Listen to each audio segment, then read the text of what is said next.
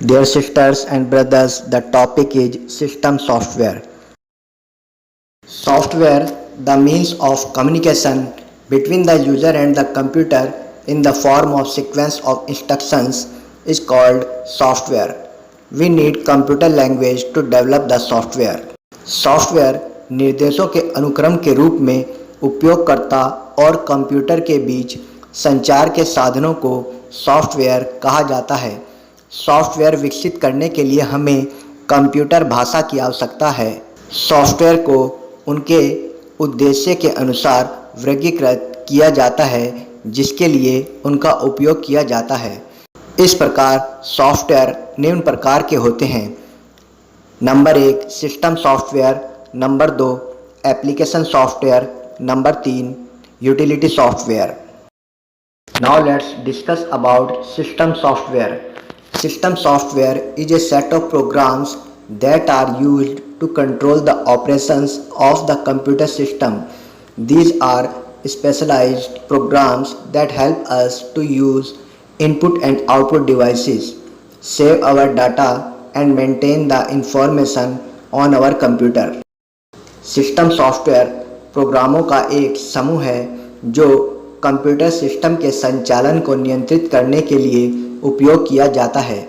ये विशेष प्रोग्राम हैं जो हमें इनपुट और आउटपुट डिवाइस का उपयोग करने, हमारे डाटा को बचाने और कंप्यूटर पर जानकारी को बनाए रखने में हमारी सहायता करते हैं। वे अन्य कंप्यूटर भाषाओं में लिखे गए कार्यक्रमों या प्रोग्रामों को निष्पादित करने अर्थात चलाने में भी हमारी सहायता करते हैं। सिस्टम सॉफ्टवेयर को निम्नलिखित श्रेणियों में बांटा गया है। First assembler, second interpreter, third compiler, fourth operating system.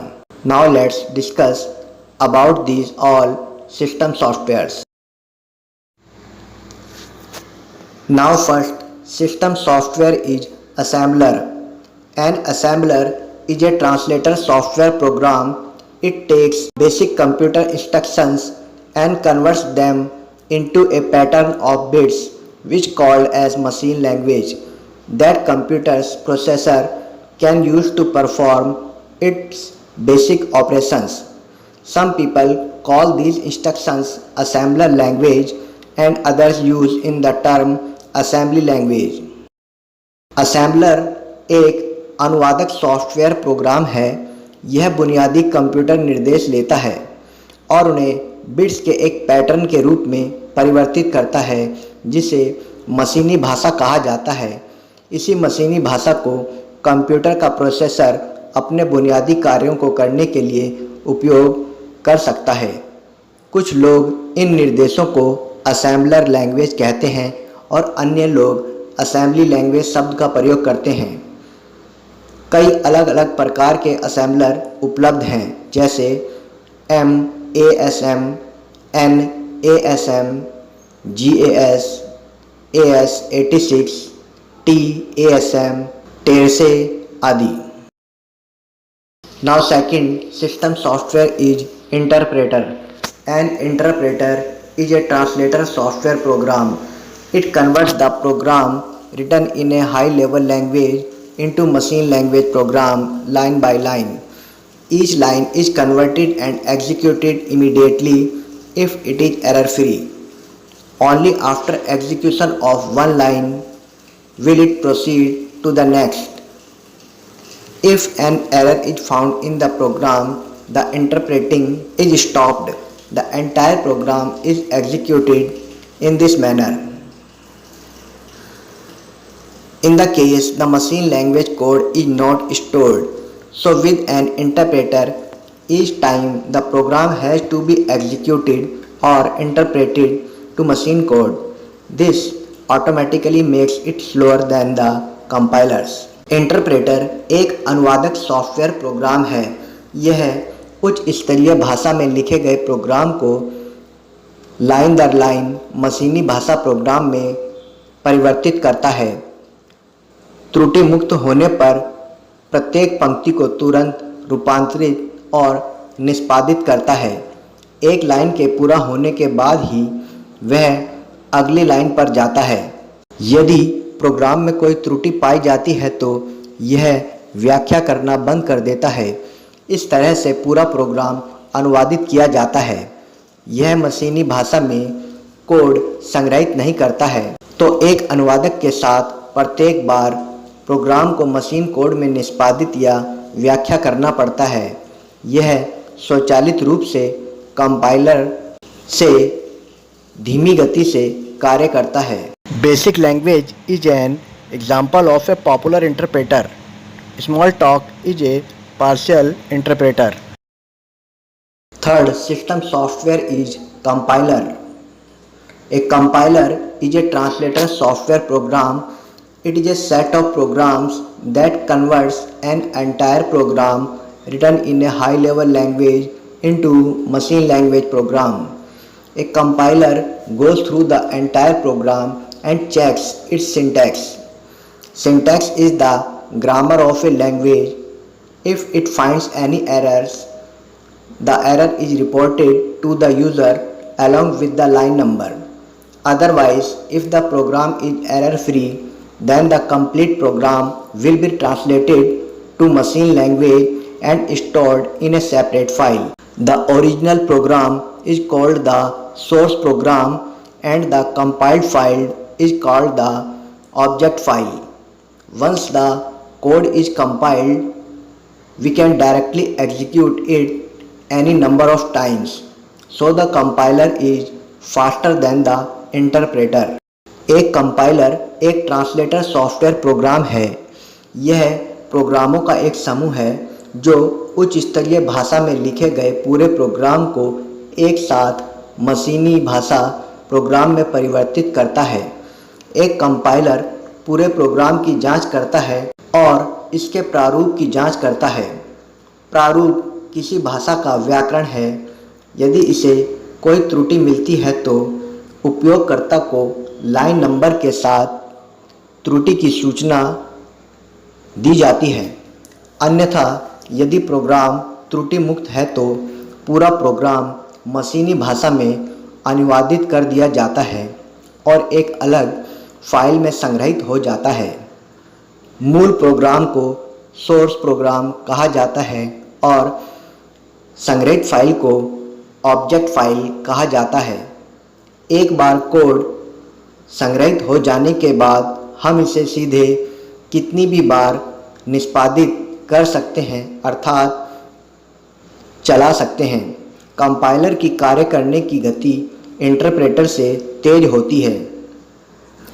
C++, जावा, पास्कल, कोबोल सभी कंपाइलर आधारित सॉफ्टवेयर हैं।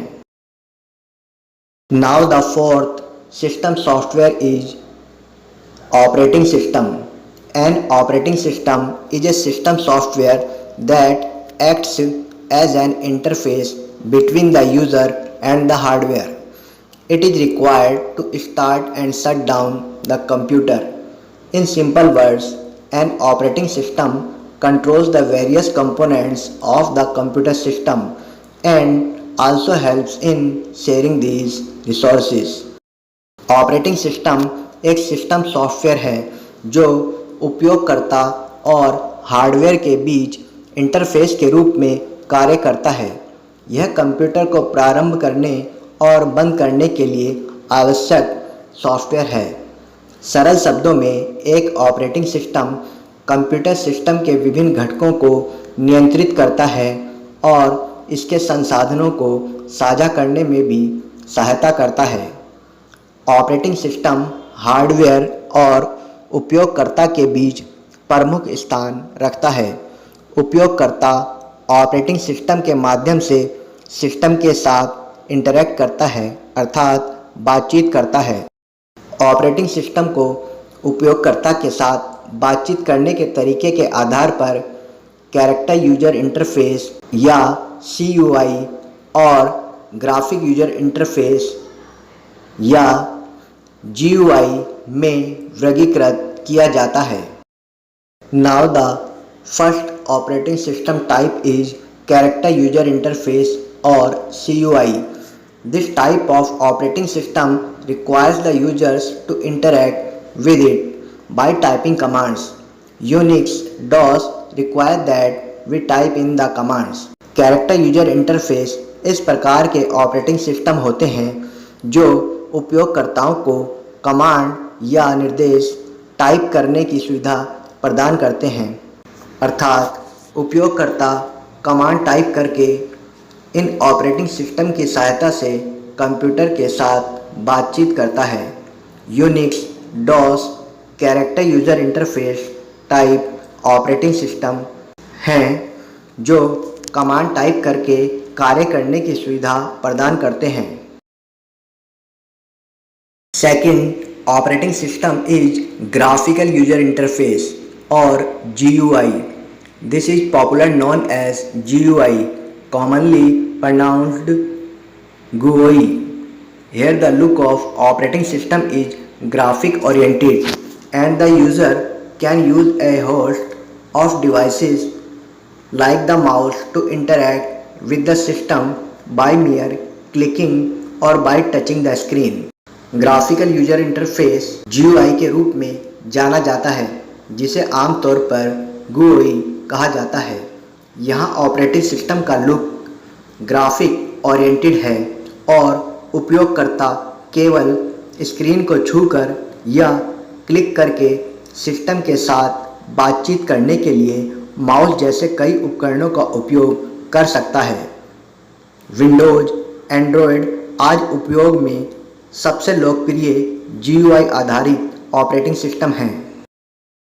That's how we studied about various type of system software.